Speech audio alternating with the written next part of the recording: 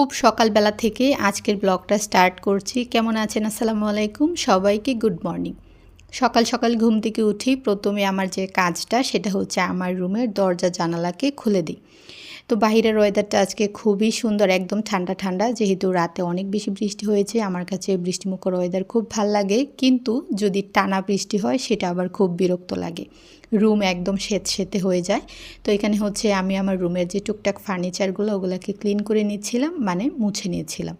এগুলা 2-3 দিন পরে পরে না মুছলে দেখা যায় যে খুবই বাজে হয়ে যায়, আর এত পরিমাণ ধুলা যে কোত্থেকে আসে সেটা নিজেও জানি না, যদিও কিন্তু বাহিরের টানা বৃষ্টি চলছে। এইখানে হচ্ছে আমি আমার ব্যাগটাকে একটু ঝেড়ে দেন হচ্ছে এই যে একদম পরিপাটি করে নিয়েছি। তারপর কিছুক্ষণ রেস্ট করে আবারও কিচেনে চলে যাচ্ছিলাম। আর সকালবেলা হচ্ছে আজকে আমি একটু ভাত করেছিলাম, ভাতের সাথে ছিল কচু শাক। যেহেতু আমার হাজব্যান্ড সকাল সকাল অফিসে চলে যায় আর দুপুরবেলা আসতে একটু লেট হয়, সেজন্য ভাতটা খেয়ে যেতেই সে পছন্দ করে। তো আজকে দুপুর হচ্ছে আমি একদম মিনিমাল কিছুই রান্না করব, কারণ হচ্ছে রাতের বেলায় আমার হাজব্যান্ড তার কলিগদের সাথে বাইরে খাবে আর আমার জন্যও খাবার নিয়ে আসবে। সেই জন্য আমি হচ্ছে একদম সিম্পল কিছুই রান্না করছিলাম। এখানে হচ্ছে একটু আমি মাছের মধ্যে আর কি মশলা মাখিয়ে নিচ্ছিলাম। আজকে একটু মাছ ভাজা করব, আর পাশের চুলায় একটু ডাল করে নিচ্ছিলাম।